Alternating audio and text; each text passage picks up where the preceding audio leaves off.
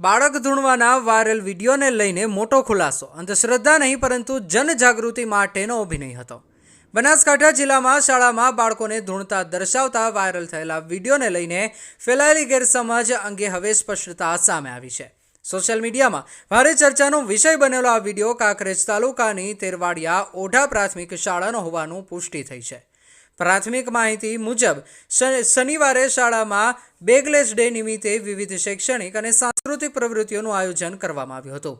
આ દરમિયાન બાળકો દ્વારા એક પાત્રીય અભિનય અને નાટ્ય રિહર્સલ કરવામાં આવી રહ્યું હતું, જેમાં અંધશ્રદ્ધા કેવી રીતે સમજમાં ફેલાય છે અને તેને કેવી રીતે અટકાવી શકાય તે અંગે સંદેશ આપવાનો પ્રયાસ કરવામાં આવ્યો હતો. આ નાટક એક ભાગરૂપે ધૂણવાનો અભિનય રજૂ કરવામાં આવ્યો હતો, પરંતુ તેમાંથી માત્ર થોડા ભાગનો કોઈ વ્યક્તિએ વિડીયો બનાવી સોશિયલ મીડિયામાં વાયરલ કરી દીધો, જેના કારણે સમગ્ર ઘટનાને ખોટી રીતે રજૂ કરવામાં આવી અને અફવાઓ ફેલાઈ. આ બાબતે તાણા ગ્રામ પંચાયતના પૂર્વ સરપંચ ગિરીશભાઈ પટેલે જણાવ્યું કે શિક્ષકો બાળકોને અંધશ્રદ્ધાથી દૂર રહેવા માટે જાગૃત કરવા માટે આ પ્રકારની પ્રવૃત્તિઓ કરાવી રહ્યા હતા. વાયરલ થયેલા વિડીયોનો ખોટો અર્થ કાઢવામાં આવ્યો છે અને તેમાં કોઈપણ પ્રકારની ગેરપ્રથા કે અંધવિશ્વાસને પ્રોત્સાહન આપવાનો આશય ન હતો. આ મામલો સ્પષ્ટ થતાં સોશિયલ મીડિયામાં ચાલી રહેલી ટીકાઓ પર હવે પૂર્ણ વિરામ મુકાયું છે, જ્યારે વાલીઓ અને સ્થાનિક લોકોએ પણ સમગ્ર હકીકત સામે આવતા રાહતનો શ્વાસ લીધો છે. મારું નામ પટેલ ગિરીશભાઈ અંબાલાલ, પૂર્વ સરપંચ તાણા ગ્રામ પંચાયત.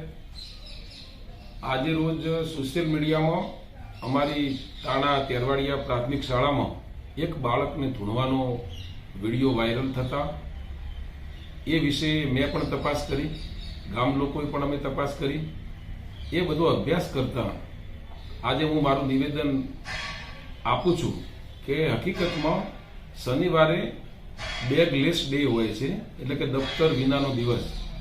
એમાં બાળકો જોડે નાટક અને રિહર્સલ કરાવવામાં આવતું હોય છે. અંધશ્રદ્ધા કેવી રીતે ફેલાય છે અને એને કેવી રીતે દૂર કરી શકાય છે એવો એક નાટક અને રિહર્સલનો આ ભાગ હતો.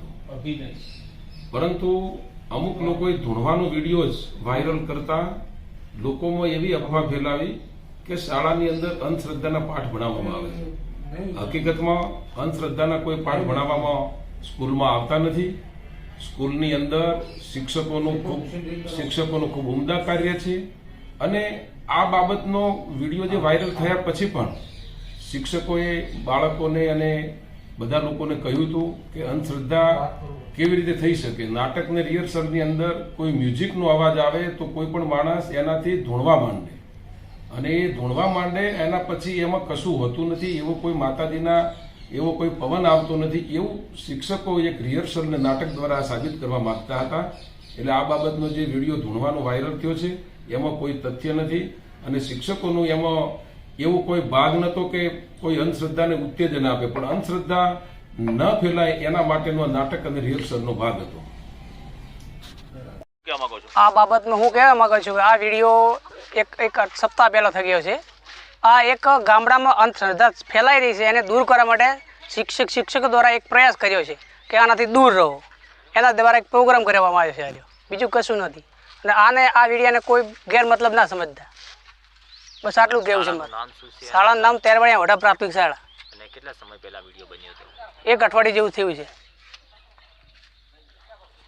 છે કે લોકોને જાગૃત કરવા માટેનો જ વિડીયો છે. આમાં કોઈ બીજું ખાસ કહેવાનું આવતું નથી. જાગૃત એટલે કેવી જાગૃત? અંધશ્રદ્ધાથી જાગૃત થવાની માટેની.